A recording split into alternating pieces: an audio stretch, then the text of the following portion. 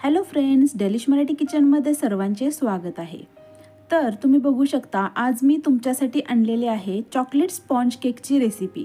अगदी मस्त मार्केटसारखा फ्लफी आणि चवीला एकदम भन्नाट असा हा केक बनतो। चला तर मग रेसिपीला सुरुवात करूयात। इथं मी मेजरमेंट घेताना मेजरमेंटचे कप वापरलेले आहेत। तुमच्याकडे जर हे कप नसतील तर एक कप सेट करायचा आणि त्यानुसार सगळं मेजरमेंट घ्यायचं आहे। ठीक आहे। तर सगळ्यात आधी आपण काय करणार आहोत, इथं मी 1 वाटी मैदा घेतलेला आहे। तर या 1 वाटी मैद्यातले 2 चमचे मी बाजूला काढणार आहे।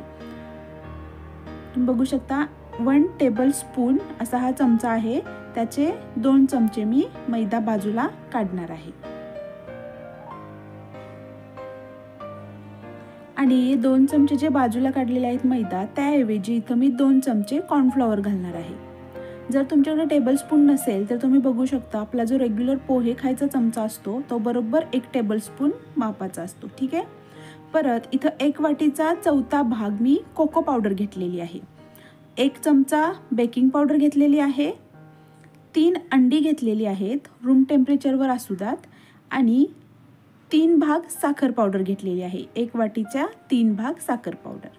परत व्हॅनिला एसेन्स घेतलेला आहे। बरोबर 2 चमचे तेल घेतलेलं आहे। 1 चमचा कॉफी पावडर घेतलेली आहे आणि 2 चमचे दूध घेतलेलं आहे। परत इथं आपल्याला 1 चमचा विनेगर लागणार आहे। ठीक आहे। सगळ्यात आधी आपण केकसाठी टीन तयार करून घेऊयात। इथं मी स्टीलचं पातेलं घेतलेलं आहे। याला सगळ्यात आधी आपण तेल लावून घेतलं आणि वरून मैदा भुरभुरलेला आहे। अगदी व्यवस्थित अलगद असा आपला केक बाहेर निघतो। ठीक आहे। आता आपल्याला काय करायचं आहे, अंड्याचा पिवळा भाग आणि पांढरा भाग हा सेपरेट करायचा आहे। पांढऱ्या भागामध्ये पिवळ्या भागाचा अजिबात अंश येता कामा नये। ठीक आहे। आता व्यवस्थित आपल्याला 7 ते 10 मिनिटासाठी हे फेटायचं आहे। जोपर्यंत हे पांढरं जे आहे अंड्याचं ते अगदी फेसाळलेलं आणि फ्लफी होत नाही तोपर्यंत आपल्याला हे फेटायचं आहे। तुम्ही बघू शकता 10 मिनिटासाठी मी हे व्यवस्थित फेटलेलं आहे। हे असं व्हायला हवं। ठीक आहे। आता आपण याच्यामध्ये थोडी थोडी करत साखर घालणार आहोत। इथं मी पाऊण वाटी साखर घेतलेली आहे, म्हणजे 1 वाटीचा 3 भाग मी इथं साखर घेतलेला आहे। केक करताना प्रमाण खूप महत्त्वाचं असतं, त्यामुळे आपला केक अगदी व्यवस्थित होतो आणि चुकत नाही। ठीक आहे। आता बघा मी 1 बॅच साखर घातलेली आहे। परत आपल्याला हे व्यवस्थित 3 ते 4 मिनिटासाठी फेटून घ्यायचं आहे। आणि आता उरलेली साखर घालून देऊन परत एकदा आपण हे फेटून घेऊयात।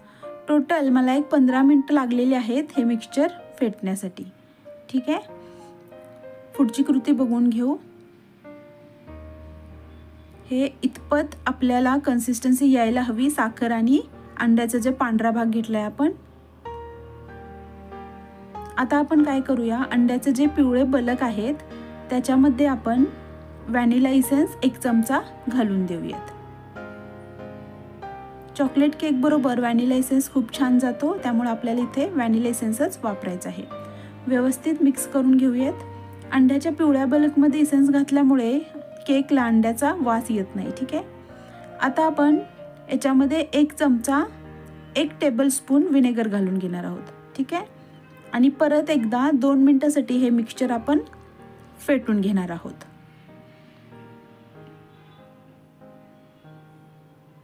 आता आपण याच्यामध्ये पिवळा जो बलक होता अंड्याचा आणि व्हॅनिला एसेन्स हे मिक्स करून देऊयात। व्यवस्थित पुसून घ्या। ठीक आहे। आता हे सगळं मिक्स करून घेऊयात आपण।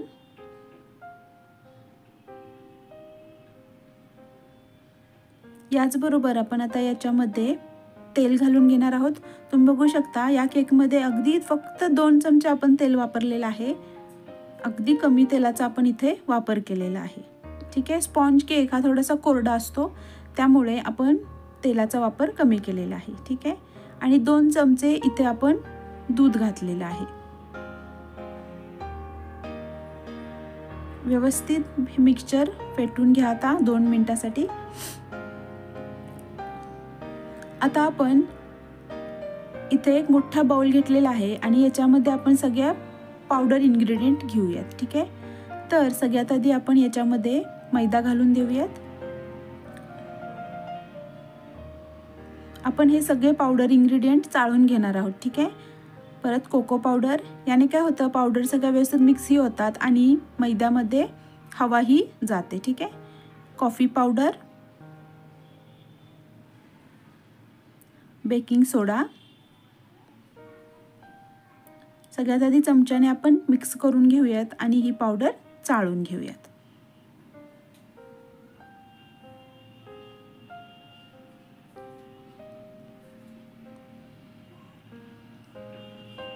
सगळे पावडर इन्ग्रेडियंट आपले व्यवस्थित चाळून झालेले आहेत. आता आपण याच्यामध्ये आपलं जे अंड्याचं मिश्रण आहे ते मिक्स करून घेऊयात. सगळ्यात आधी थोडंसं मिक्स करून घेऊयात आणि परत सगळं घालून व्यवस्थित मिक्स करून घेऊयात.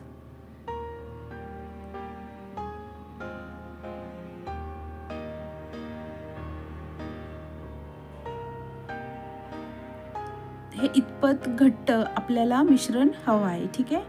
तुम्ही बघू शकता कन्सिस्टन्सी थोडी घट्ट असेल तर चालेल, काही प्रॉब्लेम येत नाही, ठीक आहे. याच्यामध्ये दूध किंवा पाणी किंवा ऑइल काहीही मिक्स करायला जाऊ नका.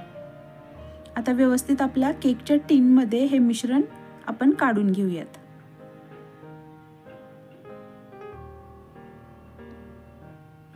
मिश्रण काढून घेतलेले आहे. आता 1-2-3 वेळेला आपण हे टिन टॅप करून घेऊयात. इथं मी केक बेक करण्यासाठी एक मोठं पातेलं घेतलेलं आहे, त्याच्यामध्ये स्टँड ठेवलेला आहे आणि आता आपण हा केक त्याच्यामध्ये बेक करून घेऊयात. सगळ्यात आधी 5 मिनटं हाय फ्लेमवर ठेवायचं आहे आणि परत 35 मिनटासाठी अगदी लो फ्लेमवर आपण केक बेक करून घ्यायचा आहे. तुम्ही बघू शकता केक आपला बेक झालेला आहे.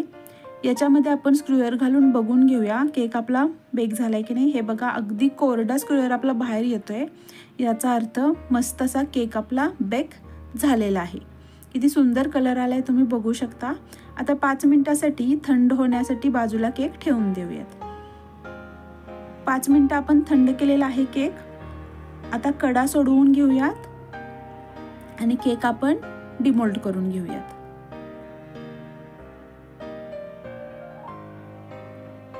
तर तुम्ही बघू शकता किती सुंदर आणि मस्त असा केक आपला डिमोल्ड झालेला आहे आणि अगदी स्पॉन्जी आणि फ्लफी असा आपला केक झालेला आहे.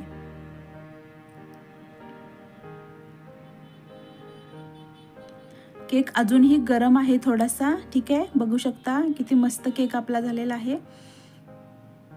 अगदी सॉफ्ट कापसासारखा असा केक आपला तयार झालेला आहे.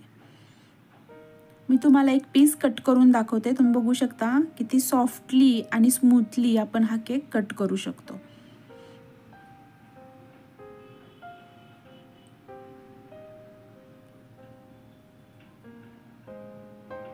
केक अजूनही गरम आहे, वाफा निघत आहेत तुम्ही बघू शकता. आणि मस्त असा आपला चॉकलेट केक रेडी झालेला आहे.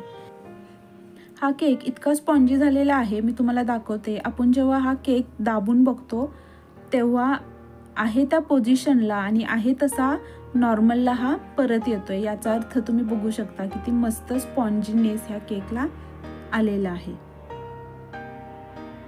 हा केक तुम्ही परत फ्रॉस्टिंगसाठीही वापरू शकता. यानं क्रीमचा केक खूप सुंदर लागतो. तर असा हा आपला चॉकलेट केक तयार आहे. मी सांगितल्या पद्धतीने आणि माझ्या प्रमाणात केक बनवून बघा, अजिबात चॉकलेट केक फसणार नाही.